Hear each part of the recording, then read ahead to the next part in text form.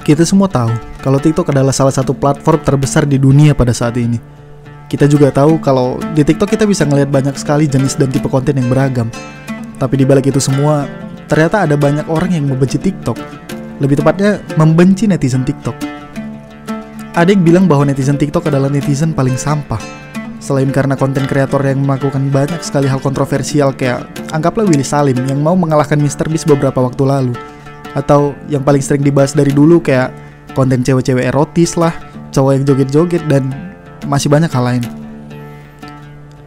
Tapi makin kesini, bukannya makin berkurang, malah makin banyak aja konten-konten aneh yang ada di TikTok. Malah kesannya kayak berubah format aja.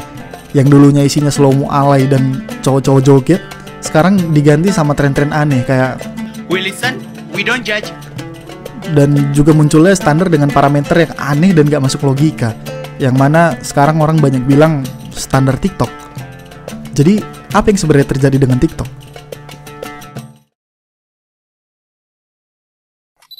We listen and we don't judge. Aku pura-pura excited tiap nonton anime sama kamu.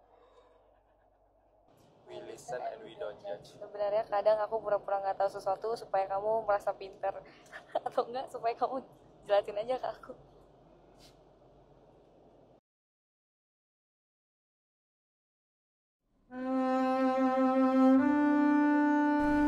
Gimana?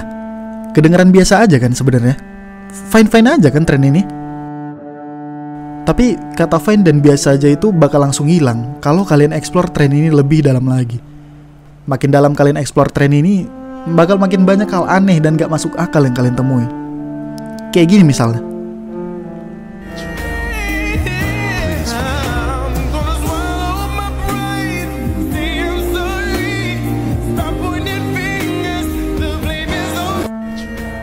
Lain kan? Tren ini kan dibuat sebagai pengakuan dosa atau confession kalian atas sesuatu yang mungkin aneh dan gak kalian suka. Bukan malah jadi umbar aib kayak gini.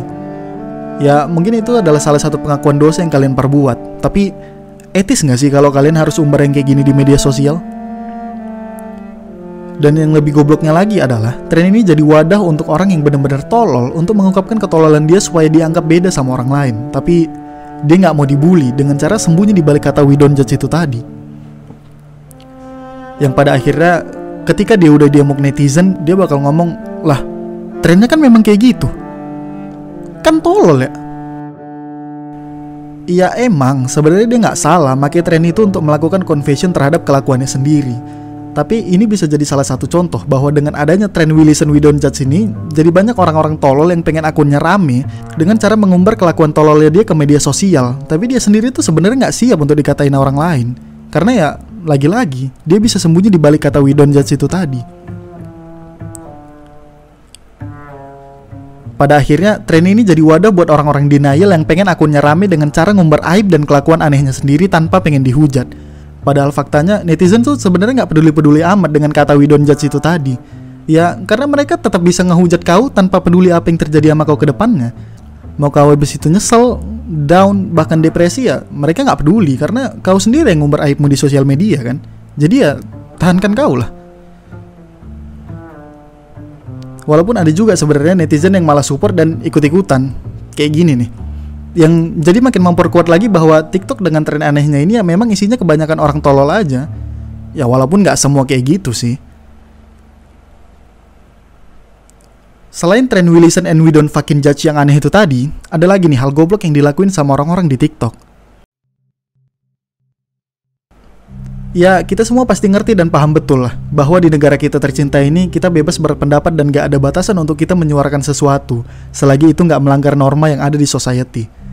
Tapi kadang ada aja kelakuan oknum-oknum ini yang ngebuat kita sebagai orang yang ngeliat kontennya ngerasa aneh aja gitu. Kayak, kok bisa ada orang sebodoh ini? Kayak contoh kasus yang satu ini misalnya. Jadi di situ ada sepasang suami istri ya kan. Suaminya nih udah ngasih nafkah sebesar 7 juta per bulan. Dan dia bilang bahwa itu di luar uang belanja dan kebutuhan rumah. Yang artinya nafkah 7 juta ini adalah uang yang dikasih si suami untuk istrinya bersih tanpa harus dibayarkan untuk biaya apapun di rumah.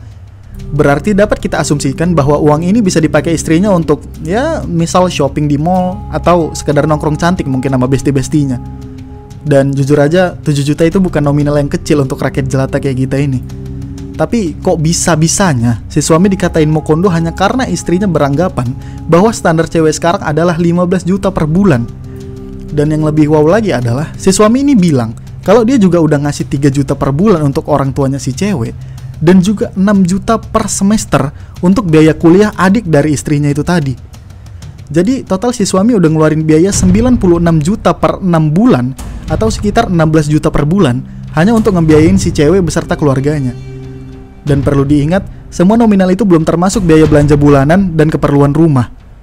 Yang mana artinya si cowok bisa aja ngeluarin anggaplah 16-20 juta per bulan hanya untuk memenuhi kebutuhan dan keinginan si cewek setiap bulannya. Terlebih lagi, mereka belum punya anak dan bisa aja biayanya lebih besar lagi setelah mereka punya anak. Setelah semua nominal itu kita sebutkan, si cowok ini masih aja disebut mokondo sama istrinya. Luar biasa bukan? Dan lebih parahnya lagi, istrinya bahkan ngatain suaminya patriarki hanya karena dia dimintain tolong ngambilin makanan karena suaminya udah capek kerja. Dan yang lebih mirisnya lagi adalah bahwa sebenarnya suaminya udah nyediain ART buat beres-beres rumah, masak, nyuci baju, dan lain sebagainya. Kan manusia kayak gini tuh pantasnya disebut apa lagi kalau nggak setan? Dan titik terlucu dari kasus ini adalah si cowok bilang kalau istrinya ngelakuin ini semua karena dia baru aja nonton influencer TikTok yang bilang bahwa standar cewek sekarang adalah 15 juta per bulan. Jadi sebenarnya si cewek ini bilang kalau 15 juta adalah standar cewek masa kini itu hanya berdasarkan mulut si influencer TikTok itu tadi. Yang mana dia ngeset 15 juta per bulan adalah angka yang pantas untuk semua cewek pada saat ini. Padahal kan kita semua tahu lah kalau nggak semua cewek memiliki value yang sama kan. Jujur nggak salah kok kalau si cewek mau minta 15 juta per bulan sama suaminya di luar semua biaya yang lain. Tapi apa yang bisa dikasih si cewek ke suaminya sehingga dia harus dikasih uang segitu banyak? Atau apa value dari si cewek sehingga dia bisa minta uang sebanyak itu untuk dia foya-foya? Apakah dia lulusan S2 dengan gelar magister? Atau apakah perlakuan dia di rumah sebegitu baiknya? Atau mungkin dia punya pekerjaan dengan gaji puluhan juta sehingga dia bisa ngerendahin suaminya hanya karena suaminya ngasih 7 juta per bulan.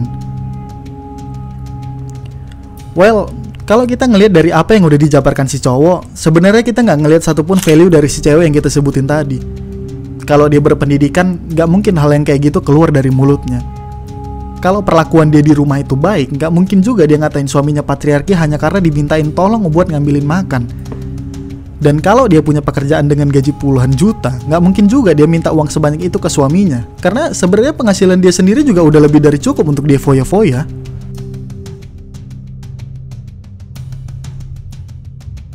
Di contoh kasus yang lainnya lagi, ada ibu-ibu satu ini nih. Kalian dengerin sendiri aja statement berkelas dari beliau.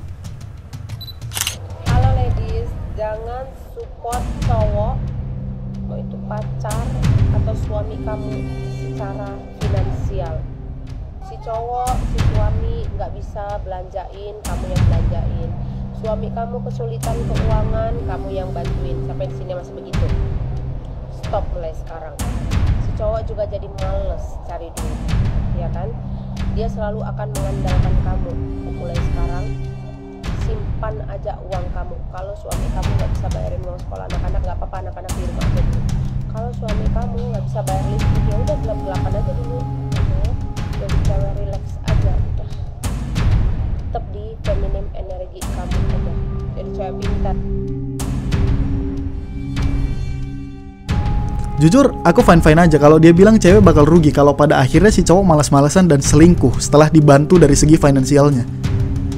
Dan cewek juga punya hak untuk minta nafkah dan pertanggungjawaban suami untuk segala hal yang terjadi di rumah tangga, termasuk perihal finansial. Tapi kalau sampai Anda membiarkan rumah Anda gelap-gelapan tanpa adanya listrik karena suami Anda tidak bisa membayar listrik, atau kalau sampai Anda membiarkan anak Anda diam di rumah tanpa pendidikan karena suami Anda tidak punya uang untuk bayar SPP sekolah, bukannya itu terlalu bodoh untuk dilakukan? Karena rumah tangga adalah bentuk kerjasama dari seluruh anggota keluarga. Lagian, apa salahnya bantu biaya pendidikan anak kalian dengan uang kalian sendiri untuk sementara waktu? Oke lah kalau Anda tidak mau membantu suami Anda karena Anda menganggap itu adalah tanggung jawab seorang suami. Tapi jika Anda sampai membiarkan anak-anak Anda diam di rumah tanpa pendidikan, padahal Anda punya uang tabungan untuk membayar SPP sekolah, sekali lagi saya tanyakan, Bukankah itu terlalu bodoh untuk dilakukan?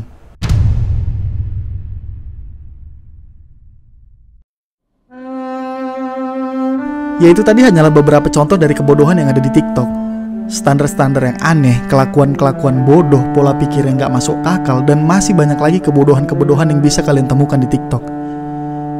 Memang, gak semua konten yang ada di TikTok adalah konten pembodohan. Banyak juga kok konten edukasi yang ada di TikTok. Ribuan, bahkan mungkin jutaan konten edukasi juga ada di TikTok. Tapi, kalau kalian mau cari konten aneh dan bodoh, ya udah pasti TikTok adalah salah satu tempatnya. Karena sayangnya, konten edukasi dan konten bodoh di TikTok gak jauh beda jumlahnya. Jadi, silakan kalian explore sendiri.